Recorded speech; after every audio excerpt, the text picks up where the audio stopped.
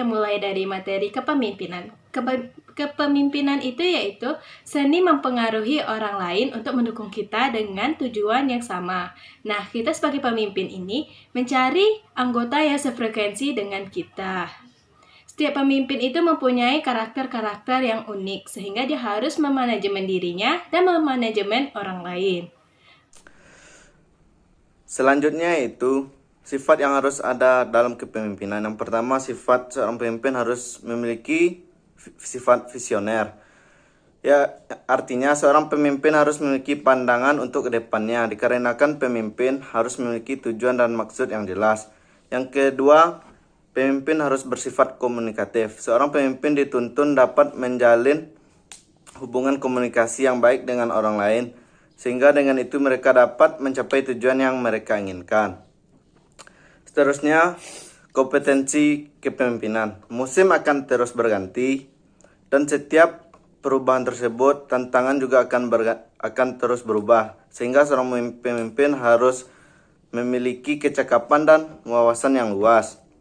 Selanjutnya, organisasi. Organisasi merupakan sekumpulan atau sekelompok orang yang bersama-sama ingin mencapai tujuan bersama dengan efektif dan efisien. Baiklah, saya akan menjelaskan materi mengenai kenapa harus berorganisasi. Dalam Quran Surah As-Saff ayat 4 sudah dijelaskan, yang artinya, sesungguhnya Allah sangat mencintai orang-orang yang berjuang di jalannya dalam barisan yang teratur seakan-akan mereka seperti suatu bangunan yang tersusun kukuh. Pada akhirnya, semua paparan di atas hanyalah teori, sedangkan pada praktik sebenarnya kepemimpinan itu diuji, karena setiap kita sudah dilahirkan sebagai pemimpin, maka ujian kepemimpinan pasti akan kita lalui.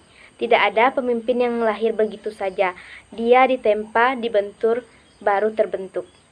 Materi yang kedua yaitu tentang sosial dan masyarakat. Karakter sosial adalah suatu pembentukan, bagian dari pendidik karakter yang mengisyaratkan terbentuknya nilai-nilai manusiawi bagi manusia. Menurut KKBI, pembentukan itu adalah proses, cara, dan perbuatan membentuk. Ada 4 kategori utama yang dapat membentuk perilaku sosial seseorang. Yang pertama yaitu perilaku dan karakter orang lain. Yang kedua yaitu proses kognitif. Yang ketiga yaitu faktor lingkungan dari seseorang tersebut. Yang keempat yaitu tata budaya dari lingkungan orang tersebut.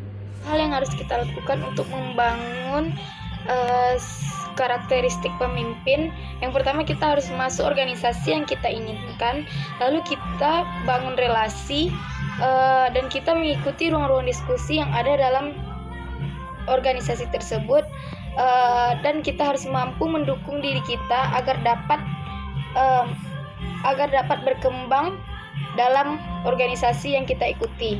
Teori sosial untuk menjadi seorang pemimpin. 1. Pemimpin harus dipersiapkan, dididik, dan dibentuk. 2. Setiap orang bisa menjadi pemimpin, yaitu melalui usaha untuk mempersiapkan diri, pendidikan, dan kemauannya sendiri. Aku bangga jadi diri sendiri. Aku bangga jadi diri sendiri terbagi atas 2. Yang pertama yaitu fisik dan non-fisik. Fisik contohnya seperti gemuk dan kurus, sedangkan yang non-fisik seperti menyanyi dan menari. Yang kedua yaitu sifat yang dapat diubah dan sifat yang tidak dapat diubah.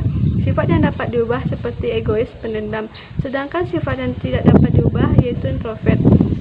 Selanjutnya, inti dari pelajaran 1 yaitu setiap manusia memiliki karakteristik yang berbeda-beda. Ada yang mempunyai karakteristik negatif ataupun positif, dan juga ada yang memiliki karakteristik dapat diubah dan tidak dapat diubah. Selanjutnya, inti pelajaran 2 yaitu setiap manusia belajar untuk bisa mengubah apa yang bisa dirubah di dalam dirinya, dan juga belajar untuk menerima apa-apa yang tidak bisa diubah di dalam dirinya. Aku bangga jadi diri sendiri. Yang inti pembelajaran ketiga yaitu kita tuh harus yakin bahwa Allah menciptakan kita itu memiliki tujuan. Sedangkan daun yang jatuh aja sudah diatur Allah, apalagi kehidupan manusia. Oleh karena itu, kita tuh harus mensyukuri segala nikmat yang telah diberikan Allah kepada kita.